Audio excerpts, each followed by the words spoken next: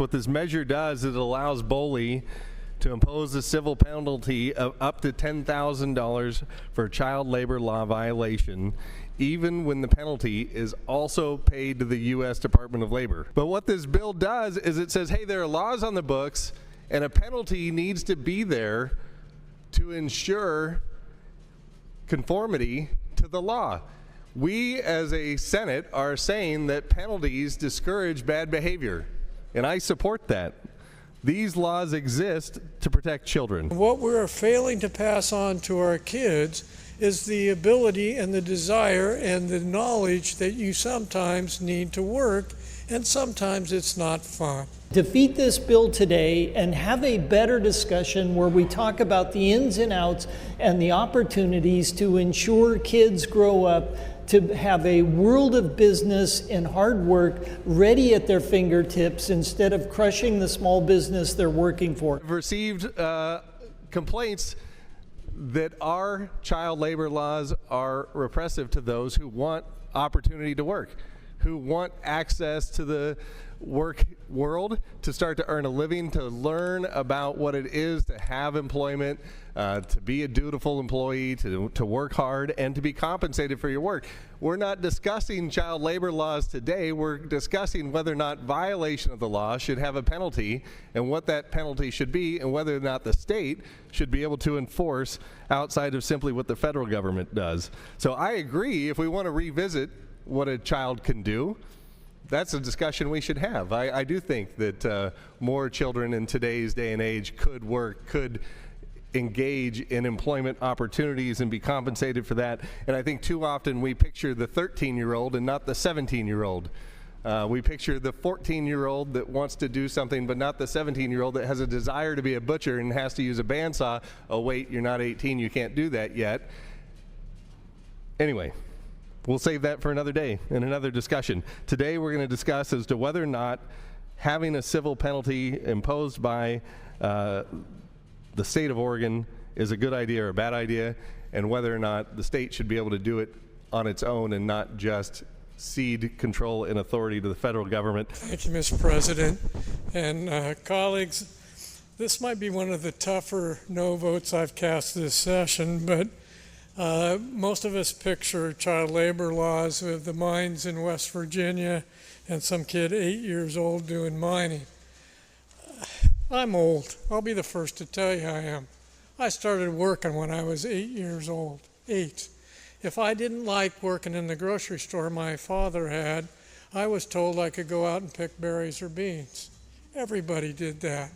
Now, that wasn't a discipline.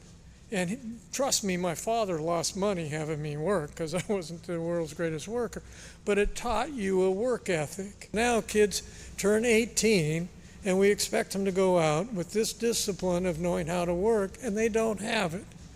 Now there's no exemption in this bill for summertime employees.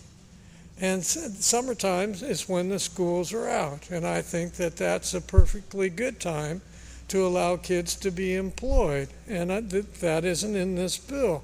It's simply a $10,000 fine if you fail to let a kid work, and I think it's imperative that we allow kids to work and we encourage them, and I don't think they should have to meet minimum wage requirements. I'm sorry. Again, this is going to be a tough no vote, but by God, I'm going to make it. A $10,000 fine will crush most businesses, small businesses that exist in Oregon on your main streets across all the rural cities in your districts. To crush a business is not to encourage employment. To crush a business is not to sponsor young people learning how to work, young people taking opportunities. How many of you, as I look around this room, most of you are of an age you probably were delivering newspapers on your bicycle. I remember folding the papers, the rubber band, all in one swift move, loading them into the sack that was on the bicycle handlebars and going down the street and tossing them, trying to avoid the sprinklers. You and I did that and were allowed to do that. How is that no longer legal in the state of Oregon, and maybe a $10,000 fine on top of it? That would crush a business. Those who are of the opinion the bill should be passed will answer aye as their names are called. Those opposed, no. The clerk will please call the roll. Taylor. Thatcher. Thatcher. Weber. Woods. Anderson. Bonham. Boquist. Campos.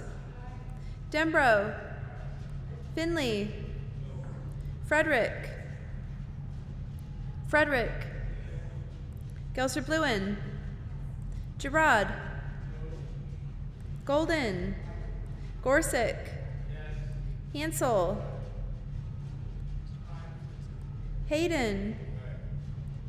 Jama. Knope. Lieber. Linthicum. Manning. Meek. Patterson. Przonski. Robinson. Brock Smith. Solman. Steiner. President Wagner. Aye. Voting nay, Boquist, Finley, Gerard, Linthicum, Robinson, Thatcher, 24 ayes. House Bill 4004A, having received a constitutional majority, is declared passed.